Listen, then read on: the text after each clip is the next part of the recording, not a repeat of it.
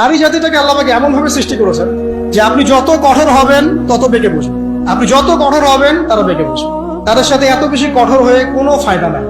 কিভাবে ডিল করতে হবে?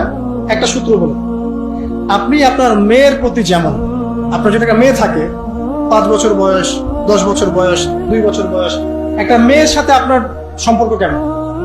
খুব মিষ্টি সম্পর্ক। এইভাবে যদি আপনি স্ত্রীর সাথে থাকতে পারেন, আপনি ফ্যামিলি লাইফে হ্যাপি।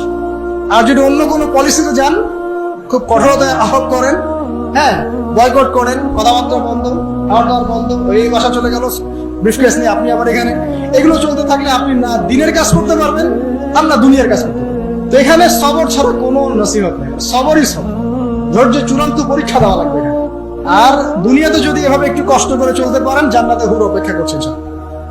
ঠিক আছে? তো একটা নসিহত করলাম, আপনার স্ত্রীর সাথে মেয়ের মতো করে মেশেন।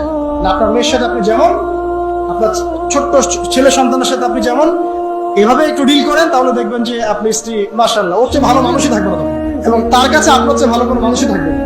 ঠিক আছে? আল্লাহ পাক পরিবারগুলোকে সুখী করুন, দোয়া করি।